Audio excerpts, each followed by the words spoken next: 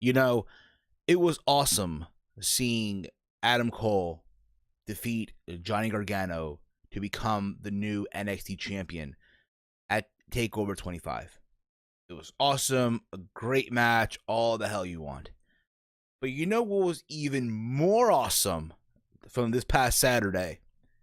It had nothing to do with pro wrestling, believe it or not. It has a lot to do with arguably now, I guess, the new talk, if you will, in boxing, in the heavyweight division.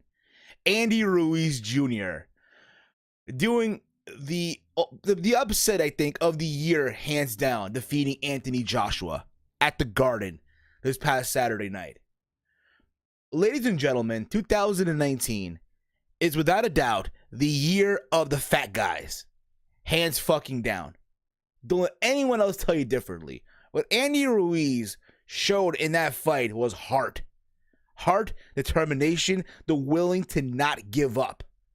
And in a fight where he wasn't really the favorite, in a fight where everyone thought in their mother, oh, Anthony Joshua is going to run through this guy, this nobody, if you will, right? This underdog, just run through this guy like a hot knife through butter. And then after that, we're going to get the Anthony Joshua versus Deontay Wilder fight. The fight that a lot of people have been dying to see. And what happened this past Saturday night? Yes, Andy Ruiz got dropped in the third round and got right back up. And again, just that heart, the heart of a champion, the heart of a lion, if you will. That Mexican pride, Mexican style, got right back up and just put the work on Anthony Joshua. And it showed, you know what? Listen, bruh, you can be this fucking chiseled up specimen, but that's not gonna solve shit in a fight. That doesn't mean anything in a fight. You can be, in this case, like Andy Ruiz Jr., a fat slob, like myself, if you will, and do damage just as well. Like I said, 2019 is the year of the fat guys. Congratulations to Andy Ruiz Jr. and to his camp. To my understanding, again, I could be wrong on this, the rematch is being said to take place sometime in October, or if not November or December, one or the other. But I do think a rematch will take place, and I think in the rematch, believe it or not, Anthony Joshua will defeat Andy Ruiz Jr. But I do think at the same time what sucks, because again, we all were expecting that Joshua versus Deontay Wilder fight, and now when you think about it, oh, we're gonna get it, and now it's gonna be prolonged even further. But again, I didn't watch this fight on Saturday live because I was watching TakeOver 25. But I'll be real about it, I didn't think much of it too. I didn't think, oh my God, Andy Ruiz Jr. was gonna beat Anthony Joshua. I literally thought Joshua was gonna go in there and just beat him in probably 7 rounds or so. It's kind of funny because the fight ended in round 7. Andy Ruiz dropped Anthony Joshua multiple times throughout the fight after he got dropped, and I think it was a left or a right that caught Joshua in the back of the ear. And whenever you get punched in the back of the ear, it does a lot to everything about you. It does a lot, and it does damage and stuff like that. And it's crazy. It's so insane. 2019, like I said, is the year of the fat guys, ladies and gentlemen. But anywho, guys, this is another installment of Around the Point here on YouTube.com. Thank you all for watching. Thank you all for tuning in into the channel. If you are new here, make sure you hit that subscribe button down below. Give the video a big old thumbs up. Share it throughout your entire social medias, wherever you share videos in general. Again, I want to thank everyone beforehand for the feedback from the last episode of Around the Point, part 1 of the ITHKS interview, the reunion, if you will. The band got back together. God damn it. It was OK Fabe, Matt from In the Robe Show, his return to YouTube after being gone for 3 years, and myself. And it was awesome. It was fun. Part 1 was great. I thank everyone for your feedback on it. And part 2 is still going to take place. Don't get me wrong. It's going to drop this weekend. So, again, be patient. The weekend's almost here. It's Wednesday right now. It's June 5th. I turned 29. in about 22 days from now. God damn it, I'm about to push 30. Holy shit. What world are we living in right now, people? I seriously want to know, what world are we living in right now? I'm getting old. I'm getting fucking old. But anyway, guys, yes, the interview part 2 is going to be dropping this weekend. And listen, I'm going to say this right now. My interviewing skills are not the best, okay? I am not a Chris Van Vliet. I am not an Alicia Toot. Hell, I'm not even Ariel Helwani, for that matter, or a Karen Bryant from MMA Heat years ago, okay? I am me. Eventually, I do tend to get better at interviews. Hopefully, as I start doing them, because that's the goal with Around the Point. I said that before, I'm going to say it again. The goal with Around the Point is to interview wrestlers from the independent circuit, or if not, maybe from Ring of Honor, which I'll get into as well with the Ring of Honor. A lot to talk about today on Around the Point on that. Impact Wrestling, MLW, hell, maybe even, AEW eventually. And as well as other content creators on the platform. Some of you that you all may like and all that fun stuff. And again, just do that, break out of my shell, and all that fun stuff. But again, guys, thank you all for tuning in. You can check me out on all social media at Heel Steven, Twitter, the Gram, YouTube, Snapchat. All it's at Heel Steven. Give me a follow and all that fun stuff. If you have not checked out yet, last night I recorded my WWE Super Showdown preview and predictions, my thoughts on the entire show, how the internet wrestling community is a giant soy boy community. This goes to all the podcasters, all the dorky YouTubers that are telling you to protest the show, to protest Saudi Arabia and WWE and stuff like that, because they're going to Saudi Arabia. I'll get my thoughts on that too. What I'm going to do, actually, I'm going to add that predictions at the end of this show. So if you haven't watched it yet, again, a chance to watch it. And if you have watched it, you can skip right through it. It is what it is. Okay? But there's that. Also, again, guys, before I move even further, in case you guys haven't seen it yet, the new logo of the Team Hill podcast is just fucking fire. I have the yellow one for NXT's. I have the blue one for SmackDown. And the official logo for the podcast is the red one. It literally reminds me of UFC Countdown when I look at it. And again, all of this, and of course the logo for Around the Point, all made by the amazing, the best graphic designer here on the internet, period, here on the IWC, Salrex. And if you are a YouTuber, if you are a podcaster, and you want awesome graphics, logos, overlays, if you want that fire, motherfuckers, if you want quality, amazing fucking quality, hit him up on Twitter now. It's at SRXGFX. Tell him that I sent you. Not only does he do graphic designs for myself, but he also does graphic designs for the likes of JD from NY206, Solid Monster, Big Mike from Big Mike Wrestling Recap Show, and as well as House of Glory. So again, all of us are blessed to have Salrex on our team. And if, again, you are a content creator, podcaster, and all that stuff, hit him up. He will work with you. He'll come up with amazing design. Here's a fun little fact. I honestly, with these designs, with these logos and all that stuff, I trust Salrex. I could get a grant. I could come on here. I can tell him, hey, I want this, I want that. I trust him enough where he'll just do it and it's just fucking fire. So again, let him know that I hate you. Let him know that I sent you guys his way, and tell him that you want awesome graphics and stuff like that. Holy crap, you can see me now. Holy shit. Before I move any further, I gotta take a little sip of this beverage.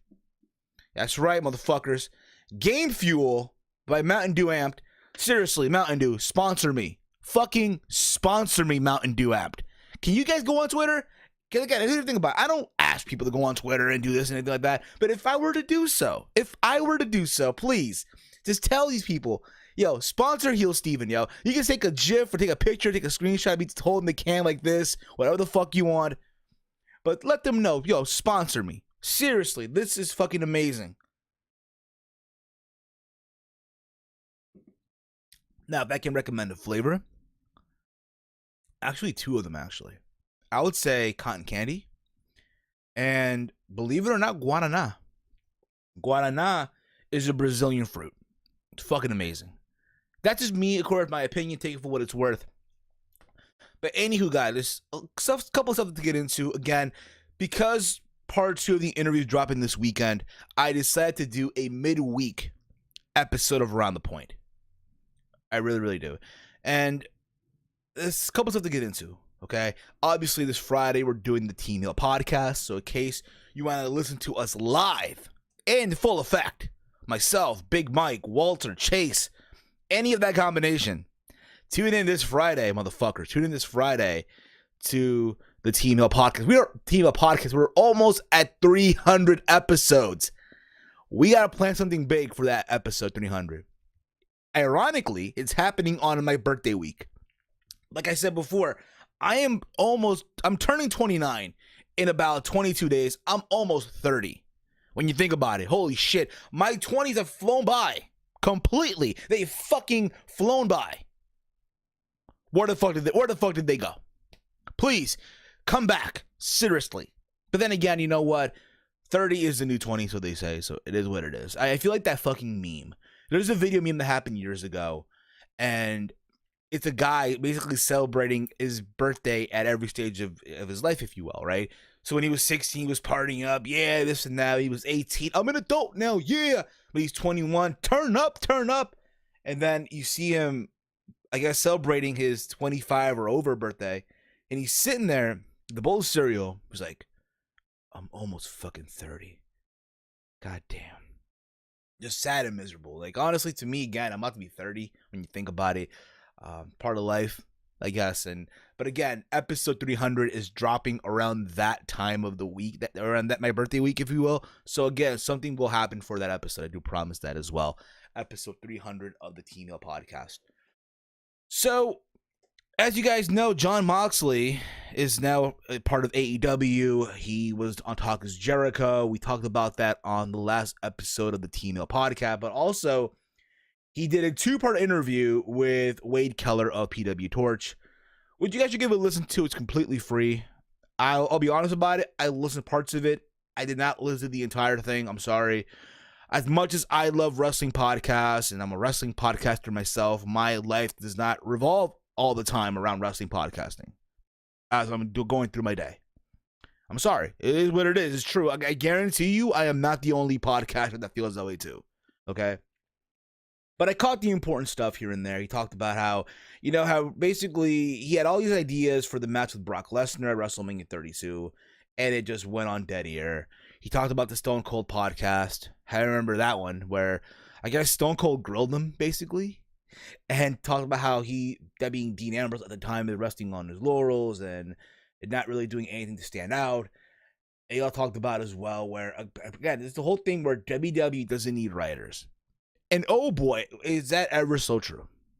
WWE does not need writers. The idea, hey, if you are a wrestler, a professional wrestler, you've been doing this for so many years prior to coming into WWE, and if you cannot cut a promo on your own, then you're a fucking idiot. That's what he said. Those were his exact words, and I can honestly agree with him on that.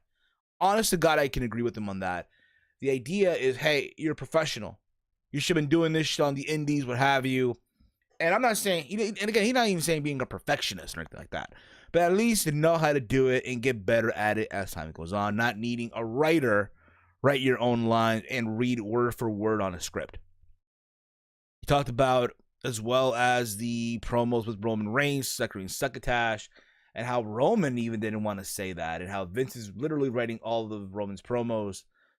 And at the same time, people will say, oh, it's him, I guess, being bitter, him being upset, him being, anything like that. At the same time, not even like that.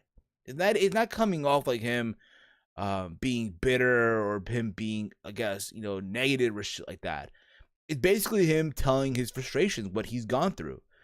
The last year to 8 months to a year being in WWE, and what he was going to do on his way out. And now that he's gone, he's a free man. He's now doing AEW. He's also doing New Japan. Speaking of New Japan, if you guys don't remember, again, I don't know if you guys saw this or not early this morning, but Jon Moxley is now the new IWGP United States Champion. The match took place early this morning here in America. That because again I live in the States. In the finale of the Best of the Super Juniors, he defeated Juice Robinson, formerly known as CJ Parker at NXT, to capture the championship. But basically, again, it's just him talking about all that and how, basically, put it this way, right? It would take almost hours and hours and hours for them in WWE to do one simple promo and stuff like that. But how in AEW, he told Cody to, hey, after the whole segment, have a camera follow him to the back, to the locker room. He cut, apparently, all these promos in under 10 minutes or so. Like it was nothing. And sometimes I feel like, again, simple is great. Simple is awesome. And you would think, again, WWE and the way their structure, is a problem. The writing team sucks. Let's be real about it. You have these writers that, again, at the same time, they fear for their jobs. At the end of the day, you have all these writing people, right? 20, 30 writers or so in a room. But at the end of the day, their inputs go in deaf ear because at the end of the day, it comes down to one man. That's Vince McMahon.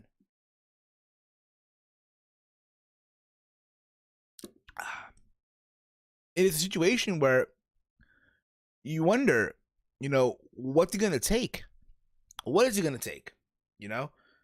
But, yeah, Jon Moxley won the IWGP US Championship early this morning from Juice Robinson. The match, for what it was, honestly, it wasn't really, oh my God, an amazing match. It went almost 30 minutes or so, kinda. It went that length. It was a fucking, I'll say this for what it was, okay? It was a fight. It was a fucking brawl. There was blood. That being from Juice Robinson, from the side of his head. But Jon Moxley, it's funny because the match began. Apparently now he's being known as Death Rider. I think that's what he's being known as now, Death Rider.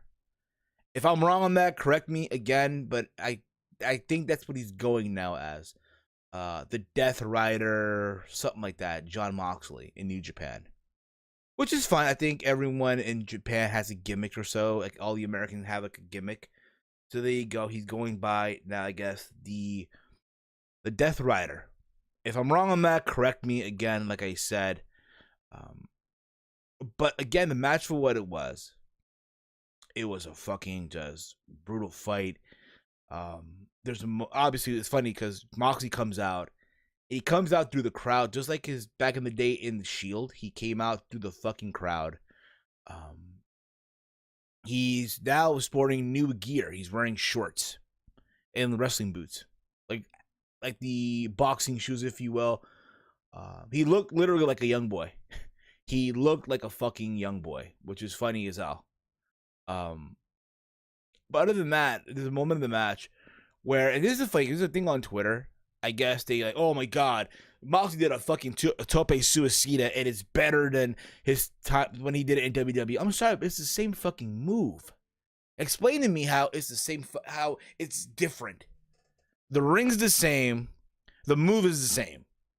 Hit a tope suicida on Juice Robinson. By the way, Juice Robinson cut off his dreads.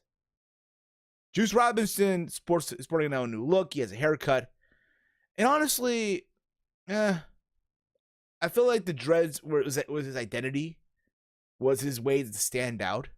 And now that it's gone, it's like, okay, you look anyone else now almost. He's still a good performer. Don't get me the fuck wrong. But again, there's a crazy back and forth match. There's a moment in the match where Juice Robinson, God damn it, yo, they're by the entrance area where they come out from, to go to the ring or go to the back, and he does a fucking senton or something from the top right of the entrance area onto the floor. And he literally misses Jon Moxley. You can tell he misses him and shit. It's like, bro, he's taking all these crazy bumps. Like, bro, be careful. It's cringeworthy at times. He also went for a cannonball on the outside and missed. Did it again on a table. Their tables in New Japan, I swear, are so fucking little, bro. They look like tea table, like little teacup party tables. That's what it looks like. And there's a spot where Moxley suplexes him, that being a fucking Juice Robinson. And the shit just hits like it's nothing. It is not gimmicked at all. And Juice's leg goes right through the fucking table. Moxley also debuted, I guess, this move called, and I don't know what it's called, but it's a release soup. Like, he has him up in the air, then lets him go. And Juice just fell in there and just hit the canvas hard and shit. And then he hit two dirty Ds, or the double arm DDTs for the 1, 2, 3. So Jon Moxley is now the new IWGP US champion. I know there's people that are happy about it. Oh, yay, good for him. You know, he's the champion now, this and that. I just think of it like, okay. And this is something I think a lot of people will not say. A lot of podcasters won't pick up on this. A lot of YouTubers will not pick up on it. Because, again, they put the whole thing, oh, my God, he's in New Japan. Look at this. And take that, WWE. They'll take that effect. They'll take that move. Because, again, let's go back to what I was saying. You're going to hear it during my Super Showdown predictions. That we are in this soy boy pussy era of the internet wrestling community. And a lot of people, again, they're going to look at this whole thing with Jon Moxley being the new IWGP US champion. Oh, it's amazing. It's great. Take that, WWE. It's your loss and this and that. I just look at it like, yo, here's New Japan. They got this guy from WWE, right? It's American. And by the way, I never really thought in a million years I would see Jon Moxley in New Japan. I never thought that would happen. Honest to God. Never once did I think this guy is going to be in New Japan Pro Wrestling. Now he's there, and you know what? He looks like in a way that he belongs there. He looked like, you know what? He could have been wrestling in Japan all these years, and so he looked like that, basically. But basically, it comes off as, okay, here's Juice Robinson, here's our guy. Let's have him job out to the WWE guy. No different than what TNA would have done back in 2010, 2009, 2011. When they were sent all these former WWE guys and let them go over on their guys. They're no different at all. No different. Now, I don't think Jon Moxley was going to beat Okada on the first night in. I don't think that. But there's that, obviously. He's now the new IWGP US champion. And it goes back to what I'm saying a long time ago. When AEW became a fucking thing. And there's a lot of these YouTubers, a lot of these podcasters that are going to be telling you this. Oh, you know, WWE's in trouble. WWE is fucked. WWE is in hot water now. They're going to feel the wrath of All Elite Wrestling, goddammit. No, bruh. Maybe eventually they will once they're on TV, on TNT. But the reality is this. You know who's really going to feel the wrath? The AEW effect. Let's call it the AEW effect right now. You want to know who's going to feel it? You really want to know? I'll tell you who. Ring of Honor. Ring of Honor is going to feel the effect of AEW. And I said this before and I'll say it again. Harold Meij is not a dummy. Harold Meij knows exactly what the fuck is going on right now. You got to think about this too. In a couple of days from now, Jericho is facing Okada for the IWGP World Championship. There's a possibility that Chris Jericho is going to probably beat Okada. And granted, Jericho has his own deal with New Japan that's separate from AEW. But still, it's two AEW guys in New Japan Pro Wrestling. One already won a title. And now, let's see if the other guy, that being Jericho, wins the IWGP Championship. I would not mind it, honestly. Having Jericho be the IWGP Champion. Going into the match against Hangman Page to crown the first AEW World Champ at All Out. And him going in there as the IWGP World Champion. I'll be fine with that, honestly. Honestly, I would be totally fine with it. But, again, it's this whole thing. I guarantee you, Harold Meij is looking at all this right now. You're going to wonder what the number is going to look like for the ratings once AEW is on TNT. And I guarantee you guys, listen, I guarantee you, by the end of the year, or going into 2020, New Japan is going to dump Ring of Honor and partner up with All Elite Wrestling. And that will be your next duo combination in here in wrestling in 2019 from two brands. Because let's be real about it. I said this a long time ago. This is what I said during my G1 Supercard review. Ring of Honor desperately needs New Japan. New Japan does not need Ring of Honor. I'm sorry. That's just the way it is. That's just exactly how it is right now. And you can say, oh, you're wrong, Steve. You know, you're talking about Ring of Honor is helping New Japan. Yeah, they did.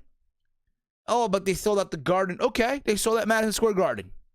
Because it was WrestleMania weekend. It was a WWE weekend event. And guess what? What happened after? Oh, Ring of Honor went to did a show in Portland, Oregon that fit about 200 people or so. Something like that. But yeah, they desperately need, desperation, call it desperate times, bro.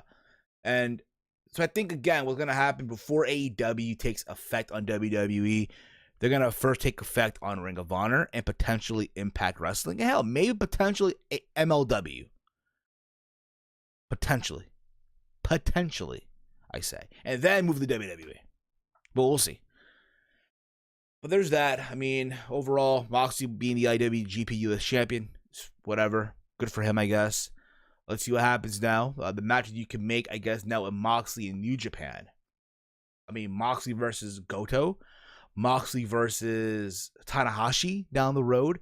Moxley versus Ospreay. Moxley versus Ibushi. Oh, bruh. Shut up and take my money on that one. Jon Moxley versus freaking, oh my god, yo. Holy shit. A fucking Pitbull. I'm having a fucking brain fart right now. Seriously. But you kind of get the idea, yo. You kind of get the gist of it. Find out the dude's name right now. BW. I know it's just fucking, oh, how embarrassing. You don't know his fucking name, Steve. What the fuck? Again, I'm having a fucking brain fart. I haven't watched New Japan that much in a long time. Tomohiro Ishii, yo. Can you imagine a Jon Moxley versus Ishii feud? Imagine that. Or obviously a Jon Moxley Naito program. Eventually down the road, of course, a Jon Moxley versus Okada program down the road. Could work. You could do those matches down the road. Again, we don't know what the New Japan deal consists of. Obviously, to my understanding, AEW is allowing their talent to take these bookings now. But again, from what I've heard, once the TNT deal comes in full effect, it's a wrap, son. It's a wrap. But let's move on. Guys. Again, give me your thoughts on Moxley winning the IWGP US Championship, your thoughts on all that and all that fun stuff. This is, again, around the point. For the record, again, just to remind you, dorks, the interview part 2 is dropping this weekend with myself, Okayfabe, and Matt from In the Rope Show. Matt's return to the internet, to YouTube, after being gone for 3 years. Part 1 was amazing. Part 2 will even be better. Believe me when I say that. Ring of Honor. I talked about Ring of Honor a couple minutes ago. Let's talk about them again, shall we? Ring of Honor, baby. Ring of Honor. So there's been this whole debacle, if you will, with the fan. This happened in Portland, Oregon, like I said. It had a lot to do, apparently, with the Allure. The Allure is this 3-women group. It's basically the beautiful people from TNA, Velvet Sky and Angelina Love, with Mandy Leon. And I guess what happened was there's a fan that was at the show, and I guess he was booing them, something like that. And not Madison Rain, goddamn. Velvet Sky, I guess, took offense to all of this and called him into the ring, told him to suck it, called him a virgin. I guess it's heel heat. And then I guess from what I'm hearing, again, keep this in mind. What I'm saying is not what I've seen, because I wasn't there. This is from what is being said on the internet, okay? Just keep that in mind. I guess per this person, Mandy Leon spit in his face, and then they came out later and they went at it again. Apparently, the fan, when was talking, I guess he said that that the Velvet Sky, I guess, sleeping with Bully Ray, that fat turd and shit like that. Just let her have it, basically. Letting her have it. Having the Allure have it. Apparently, the Allure are the only 3 women that are heels in that promotion, and they're a faction. So they're letting them have it, basically, right? Back and forth. Now, listen. I've attended Ring of Honor shows before in New York. And let me tell you this. The Ring of Honor fan base, the Ring of Honor crowd, at times can be very rabid. Very, very heckling-like, especially in New York. Okay, believe you me, I've gone to shows where they've gone at it and said some savage shit to the wrestler. I've seen it. I've seen it myself, okay? And then, I guess what happened was, I guess security proceeded to tell this fan to follow him to the back. And I guess the fan thought, because again, this fan wrote this giant fucking thread on Twitter. Something is I am Hollywood something. I don't remember the fucking Twitter account. The Twitter handle, I'm sorry.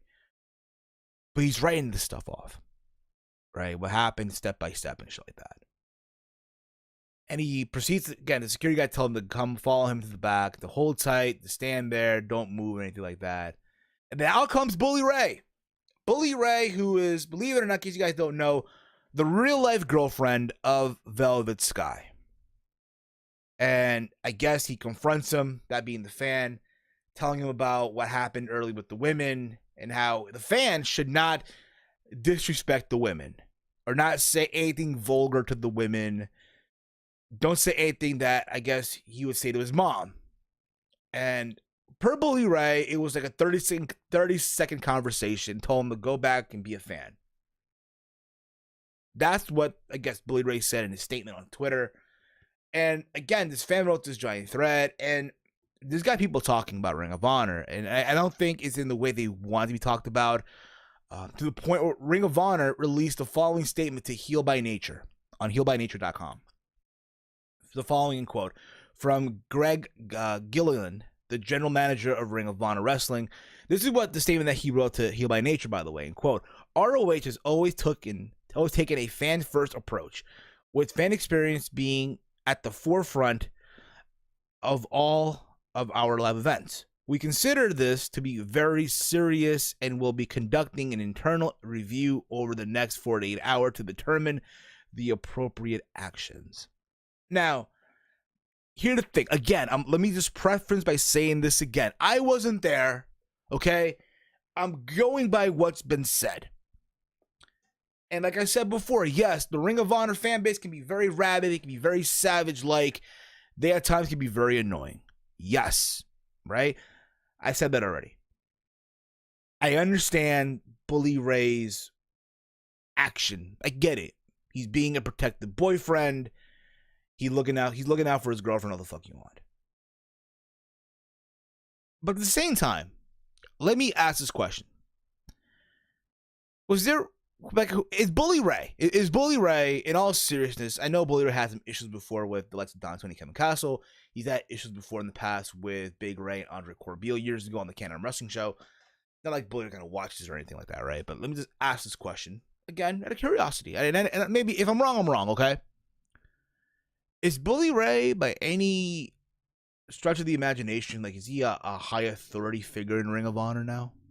I asked that question, again, not to be a smart ass, in all seriousness, I'm asking that question. Maybe, again, he's the enforcer in the locker room, like Mark Henry is in WWE, right? To straighten up the locker room, have everyone on check, get everyone's right. And you can't get the idea, okay?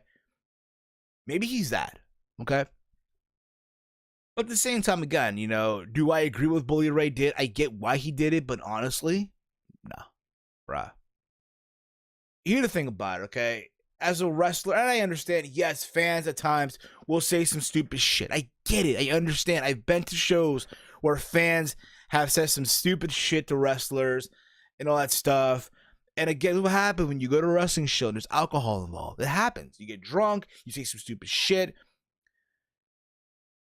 But at the same time, it's like, bruh, you're a professional. You've been doing this for how many years? And again, in this case being Velvet Sky, it's funny, Velvet Sky, I guarantee he's going to watch this. Because believe it or not, Velvet Sky she searches herself on Twitter. She will search herself on Twitter just like that dork, that fucking dork wrestling news reporter from fucking Cincinnati. But that's around the point, okay? So, I just don't agree. Again, you've been doing this for so long. You gotta have thick skin. Don't let what a fucking fan that you're probably not gonna see the next day get to you. You're not. That's how I think it should be. It's not like in WWE. Can you imagine in WWE? Holy crap. A fan makes fun of the Bella Twins, and you have security like escort that said fan, right, to the back to have Daniel Bryan and John Cena talk to the fan. Hey, you should not be making fun of the Bellas, man. Look here, man. I think honestly, man, to be real with you, dude, you should not be making fun of the man. I know you're being a fan, but it comes out so cheesy, so silly, like really. Like, it was not necessary. At the same time, it gives a bad look to Ring of Honor. It's bad enough that, again, Ring of Honor desperately needs New Japan. But, bruh, when you have this even also happening, it's like, damn, bruh. Just more salt to the wound. It makes them look bad. At the same time, too, let's keep it real here, too. The fan himself is not off the hook. That alleged fan. Because I did go on his Twitter. And, yeah, there's people that are rallying up for him and stuff like that and are defending him. But at the same time, yo, this guy is retweeting some of the most silliest shit I've seen. There's a video where I guess him and his friend did a prank. He pinned this shit on his Twitter. Where he pinned the video, I guess I think it was from like last year, right? And he's basically doing a prank where he's a wrestler and he's getting people to take pictures with him and shit like that. There's also apparently people making merch for him and he's retweeting it. So he's profiting in a way off of the situation. Which I find kind of silly. Bro, wait a minute. You get alleged, oh my god, you get harassed by Bully Ray and this and that, and yet here you are, you write this fucking thread on Twitter, step by step of what happened, and now you want everyone to feel sorry for you, this and whatnot, and then, oh my god, now you're gonna start making money off the merchandise and shit like that. You're retweeting people making merch off the situation, which is silly. It's so stupid. And it's like, bruh, and here's the thing about it too, like, bro, why would you? It's the reason why the guy went on social media to talk about what happened. It's the reason why, bruh. And Don and Tony said it best. Because you want to get Twitter fucked. That's what it is. Like, bruh, yes. Oh my god, this did this. I'm going to go on Twitter and talk about it and get all these fucks to retweet, like, and this and whatnot. And hopefully some of these wrestling news reporters, news sites will pick up on this shit. And he'll be the talk of the town for like a couple of weeks and shit like that. It's so silly. It's so stupid. It's sad. It's that pussy boy mentality. It's what it is. It's, again, the wrestling community in 2009 is the soy boy community. He wanted to be the fucking victim of the situation. So now here he is. It's sad.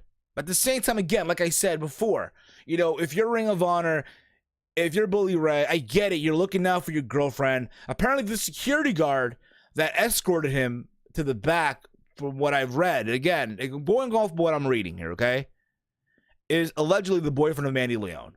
The same Mandy Leon that spit in the face of the fan. Honestly, I don't even think that even happened. Because I don't think Mandy Leon has that in her. Like, I met her before. She's beautiful. She's awesome. I would have expected by now that Mandy Leon, who's been in Ring of Honor for so long, who I thought by now would have been in WWE or, you know, what have you, by this time or so would have been already a Women of Honor champion. I'm surprised she's not. That's just around the point. But at the same time, it's like, yo, it gives a bad look to Ring of Honor. And it's crazy too when you look at the Allure. And again, listen, I haven't really watched that much Ring of Honor in a long time. But from what I get from the Allure, and it's funny from Ring of Honor's perspective too, Ring of Honor picked up an act from 2010, 2009, that being the Beautiful People. Right? You bring in Velvet Sky, who is the girlfriend in real life of Bully Ray. Fine and dandy, awesome. Bless them too. I hope they have a wonderful, wonderful relationship and all that fun stuff. But then the nerve of these guys, that throw more salt to the wound. They sign Angelina Love, who is, by all accounts here, again, you think about it, the baby mother of Davey Richards. Davey Richards, who has major heat with Ring of Honor. Left Ring of Honor on bad terms. So how did they get back at him? Let's sign his baby mother. The nerve of these motherfuckers. But again, let's see what happens. Again, I think it's stupid. I think it's sad. I think it's ridiculous. I think it's, again, all that wrapped up into one. Again, if you're a fan, if you go to a show, yes, no one's saying, you know, don't have fun. Have fun. Chant what the fuck you want. But don't cross that line. That's my opinion. Don't cross that line. Don't try to, have the show be about you. It's about the talent in the ring and what they're doing.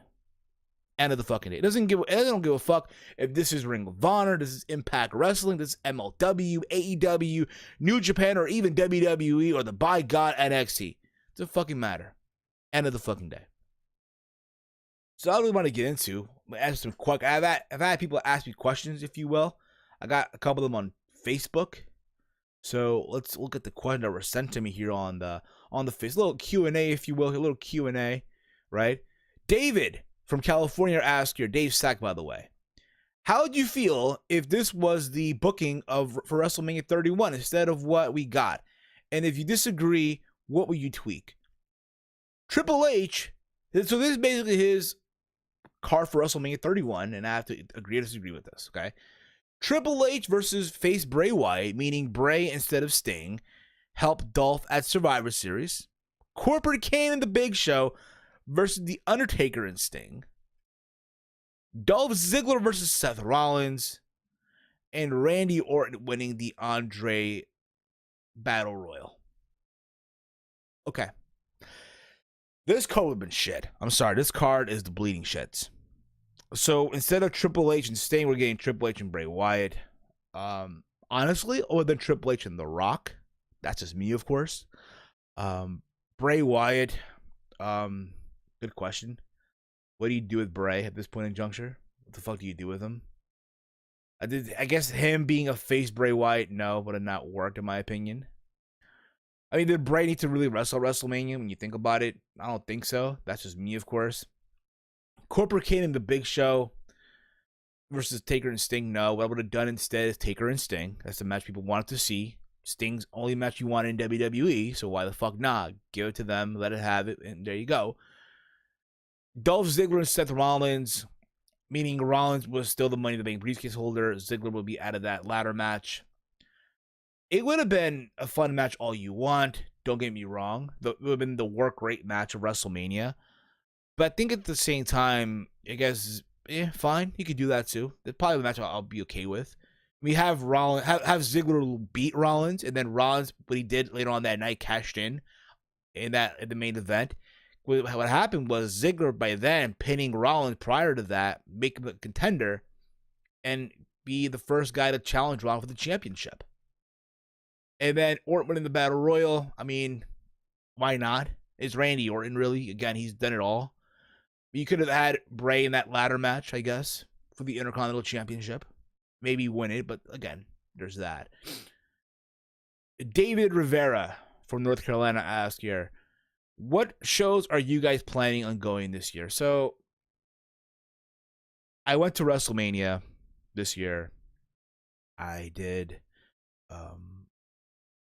obviously, WrestleMania. We did House of Glory. I did an Evolve show. I did MLW, Ring of Honor. Honestly, this year, for me at least, again, this is just a show just by myself here, okay? I guess, honestly, the one show I want to do right now is probably All Out in Chicago. My brother does live in Chicago. I did say that a while ago. So there's that. So that's probably the only show I want to do right now that's far. Like, I might be going to House of Glory this Saturday in Queens. I don't know yet. It's still up in the air. But there's that possibility. I know Matt is coming to New York in June, in a couple of days too. So we might head up Evolve in New York. So there's that too. So who knows? But the one show I want to do is House of Glory. Oh, my bad. All Out in Chicago on August 31st. There's that. Again, fingers crossed. We'll see what happens. But before I wrap this up, if you will, I'm going to splice in my predictions for WWE Super Showdown, which goes down this coming Friday on the WWE Network. If you guys want to watch it or not, hope you guys have a fun time watching it. But if you've watched the prediction video already, I get this will wrap up the podcast. Or if not, you can watch this or fast forward through it. Again, it's up to you. But yeah, guys, without further ado, enjoy my predictions. Let's keep it 100. Let's just tell like it is right now. There's a lot of these dorky YouTubers, these dorky podcasters that I, unfortunately, sadly, have to call my colleagues in the IWC, the internet wrestling community, the YouTube wrestling community, that are going to tell you, if they have not told you yet, throughout their content, that you, the viewer, the wrestling viewer, the wrestling fan, should not watch WWE Super Showdown. That you, the wrestling fan, just like them, should boycott WWE and Super Showdown because of the political view in Saudi Arabia and this and that. The reality is this, and this is the sad part about it, okay? The YWC 2019 is the soy boy era, the soy boy community. Everyone all of a sudden feel like they're a social justice warrior. They write a hashtag on Twitter and they feel important. They feel fucking important. And when they get a retweet, they get a like. Oh my God, it brings joy to their fucking life.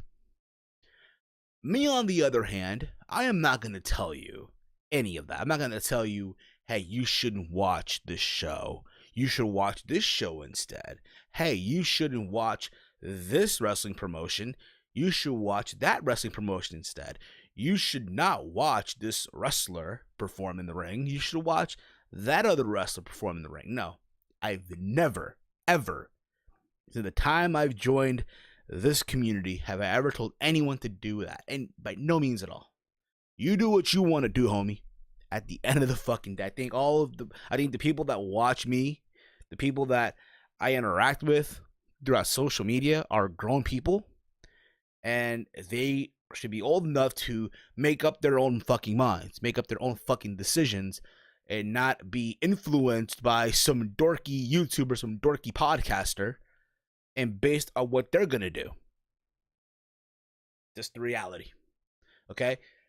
I can only, again, you can tell by now, unpopular opinion.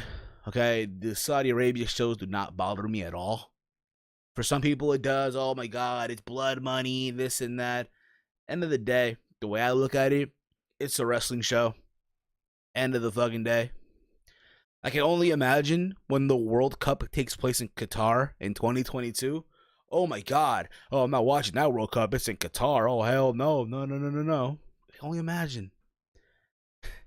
But anyway, at the end of the day, you do what you want to do. I'm not going to tell you don't watch or watch. You do what you want to do. Whatever makes you happy on a Friday night, homie. Whatever makes you fucking happy. But as you can tell, my dorks, my mother flowers, you awesome, twisted, sick people that watch me, god damn it. This is your WWE Super Showdown preview and predictions.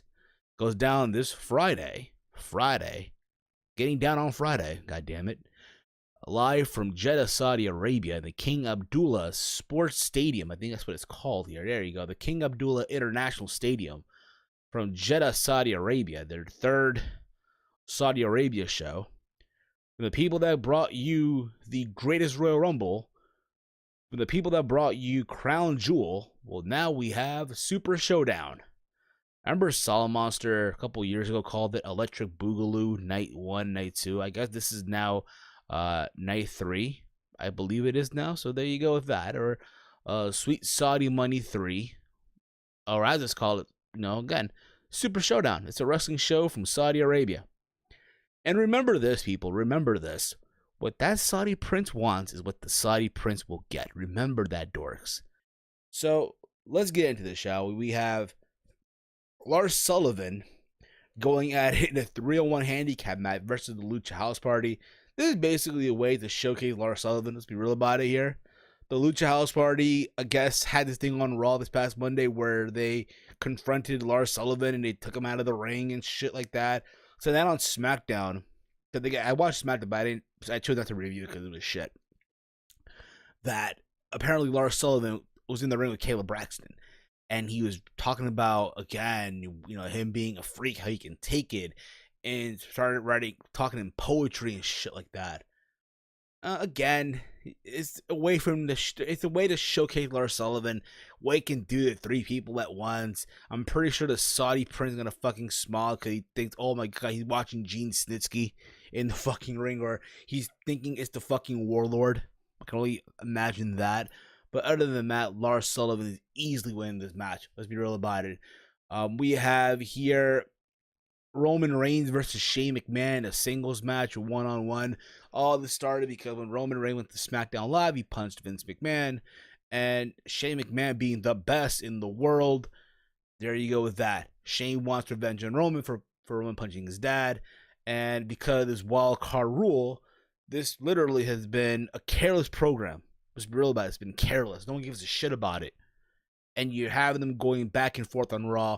This past Monday on Raw, Shane McMahon attacked, again, speared Roman Reigns with the help of Drew McIntyre and the fucking Revival. It's then on SmackDown, the same thing, basically. All of this is leading, when you think about it, for Roman Reigns to get his fucking win. This is leading for Roman to get a win over Shane and then move on. With the who? But yeah, Drew McIntyre at Stomping Grounds in a couple of weeks. Because goddamn, we're wanting to see that again. And listen, I'm a Roman Reigns fan. Don't get me the fuck wrong. But this, I just feel like it's a careless feud. It really, really is. Shane looks old as shit. He's been overexposed in the ring. Yes, people get crazy when he does the coast to coast and his music hits and all that shit. But when you look at him, though, honestly, he looks old as shit. He really, really does. I'm sorry. Just tell him like it is. We have Braun Strowman and Bobby Lashley going at it in a match that no one gives a fuck about. This past Monday on Raw, they had an arm wrestling contest where it led to Braun winning and then Bobby Lashley getting revenge and throwing the chalk powder in Braun's face and then hitting him with Braun Strowman's power slam. So I guess because of that, Braun Strowman will want revenge. And remember, the last time he was in Saudi Arabia, he lost to Brock Lesnar in like 10 seconds or so, and then before that he won the greatest Royal Rumble. I'll be real about it, I really wish they threw Bobby a bone here and let him get a win, because I feel like he needs the win here, I feel like. But again, because Braun Strowman and I guess the Saudi people, or the prince that is, has a thing for this guy, because he probably thinks it's Andre the Giant, let's give it to fucking Braun Strowman. I guarantee you the Saudi prince is probably booking these matches and the outcomes and shit like that. I guarantee you it. So yeah, I'm going with Braun, but again, I really wish, honestly, they would throw, seriously, Bobby Lashley a fucking bone here. We have the match between Finn Balor, or the Demon Finn Balor, versus Andrade for the Intercontinental Championship. It should be a fun match. I think, honestly, this is the match, in my opinion, that will be the match of the night.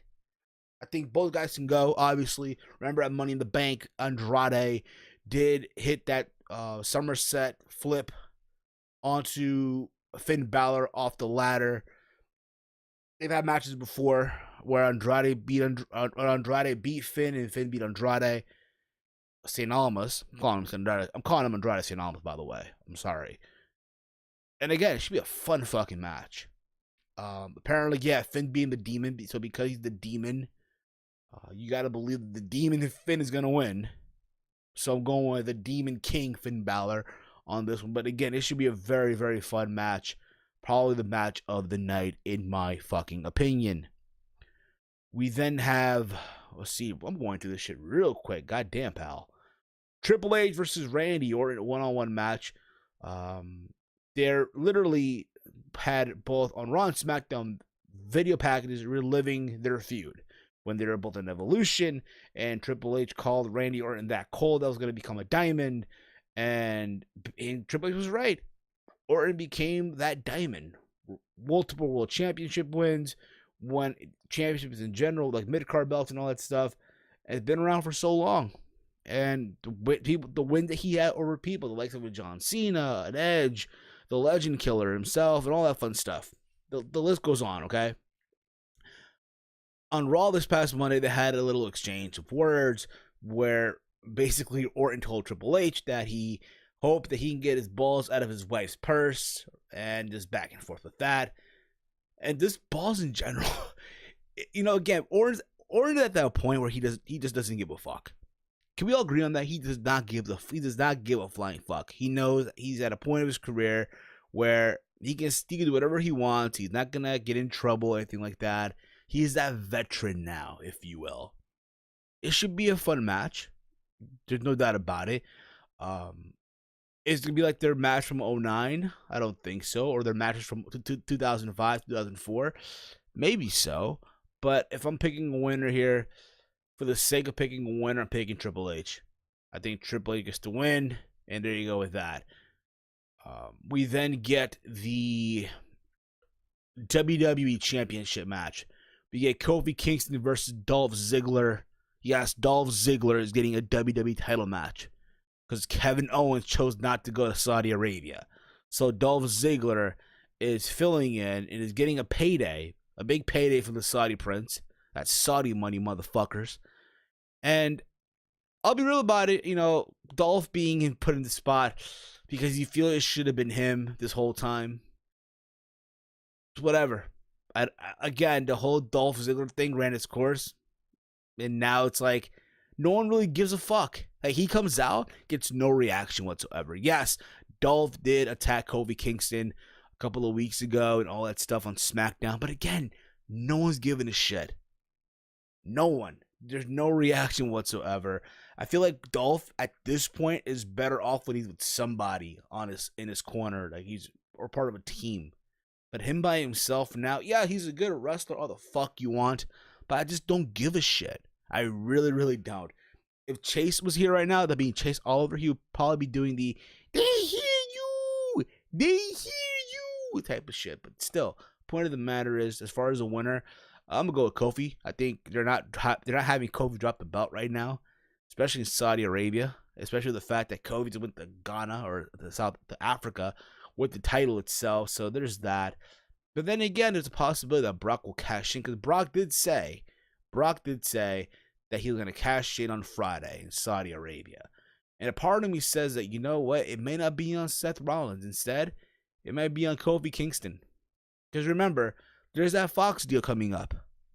And they're going to Fox real soon, coming up in, I want to say in the fall. So you better believe that Fox wants some top names. And what was a top guy? See what you want about Brock. But Brock's a top guy. And Brock being on Fox with the WWE title is probably what they want. More than likely. But I could be wrong. I could totally be wrong on that. And I know a lot of you dorks hope that I'm wrong on that as well. I'm fully aware of that. But I'm going with Kofi Kingston beating Dolph Ziggler. We then have the Universal Championship match. We have Seth Rollins versus Baron Corbin for the Universal Championship.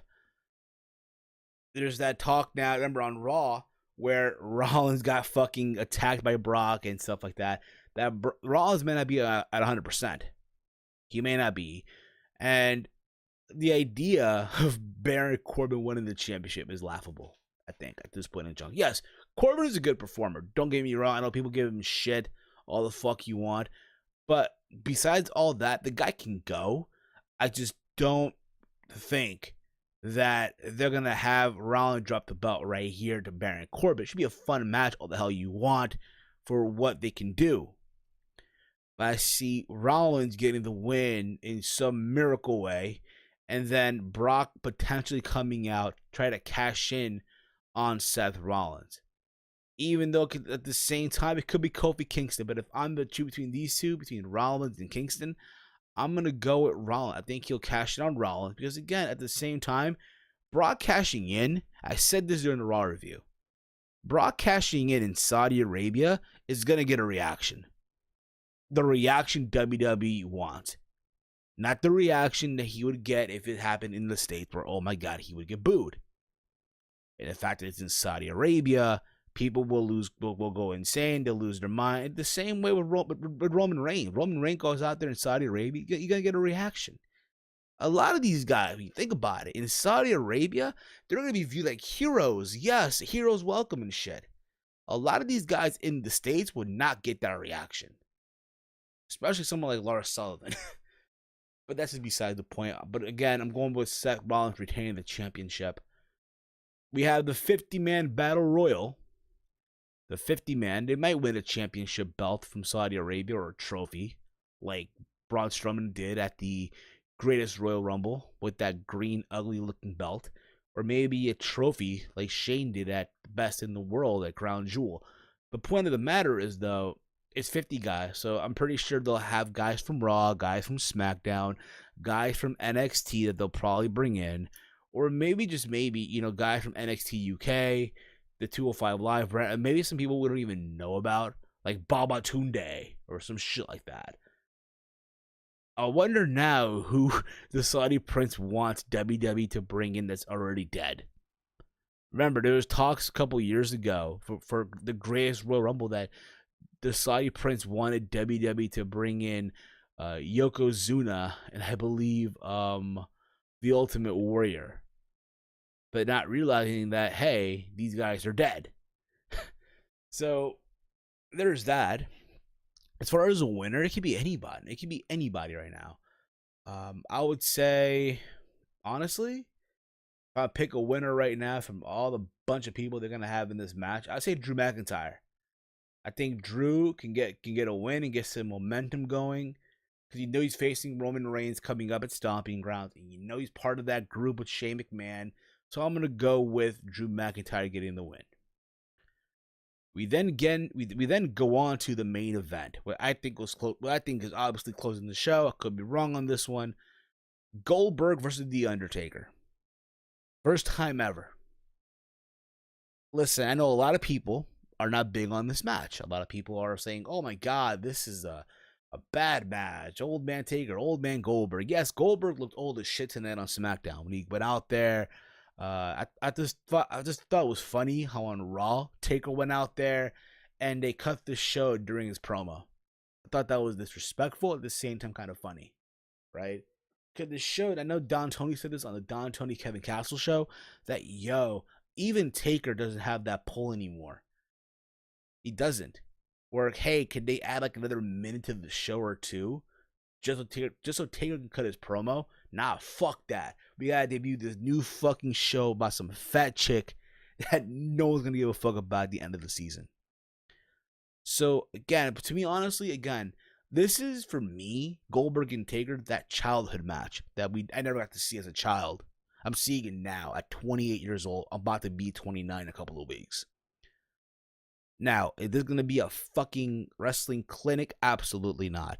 Is this going to be a Kenny Omega Okada match? No. Is this going to be a Gargano Adam Cole match style? No. But for whatever it's worth, if it's 5 minutes, 2 minutes, it's going to be fucking awesome. For me, at least, the childhood within me. That being said, who wins? It's a good question. Who the fuck wins here? You have two guys that I'm a fan of in some way. That being said, I'm going to go with The Undertaker. I think Taker gets to win.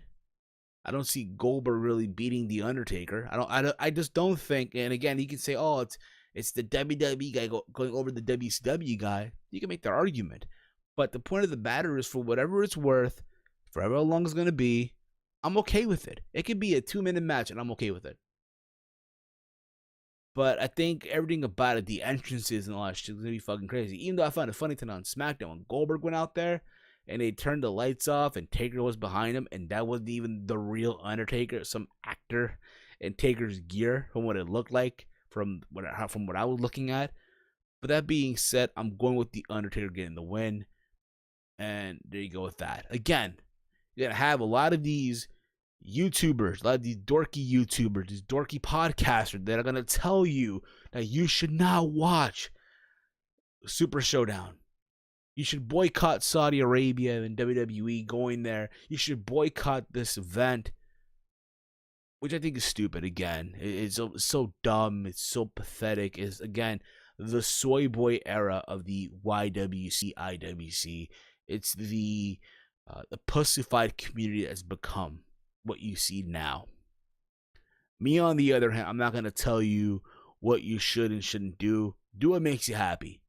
And with that being said, guys, this is going to wrap it up for me here on Around the Point. I want to thank all of you for tuning in, all of you that have watched. I will be back Again, part two of the ITHKS interview will be dropping this weekend. Part 2. The continuation from part 1 is part 2. Okay? Understand that. It's going to take place. It's going to go down this weekend. Okay, Fabe, Matt from In the Rope Show, and myself. I hope you all enjoy that too when it drops. You can follow me on all social media at Heel Steven. That's Twitter, the Gram, YouTube, Instagram, Snapchat, all that fun stuff. I want to take this time again to thank the amazing Salrex for all the graphic designs, all the over that he's done for this channel. He's really is one of the reasons why this channel also, the numbers went up and stuff. One of the big reasons why as well, Salrex. If you are a content creator, a podcaster, a YouTuber, you want awesome graphics, overlays, all that fun stuff done for your YouTube channel, your podcast, hit him up on Twitter at SRXGFX, and he will work with you. He'll come up with awesome graphic, awesome designs. You don't believe me? You can ask Jay from NY206, the Solemn Monster from the Solemn Monster Sounds Off, House of Glory, and of course, Big Mike from Big Mike's Wrestling Recap Show. They'll all tell you, Salrex is the best. He does quality, amazing quality. Patience is a virtue. Remember that. And yeah, guys, hit him up. Tell him that I sent you. And with that being said, guys, I hope you all are ready for part 2 of the ITHKS interview. I know I'm excited to let you guys see it this coming weekend. And all that being said, guys, I am moving, fun little fact, to the upstairs of my house. So I'm going to have a better set and all that stuff in the next couple of days. And yeah, so there's that. Thank you all for watching. I hope to see you guys soon down the road. But nonetheless, guys, this has been another installment of Around the Point. Peace out, dorks.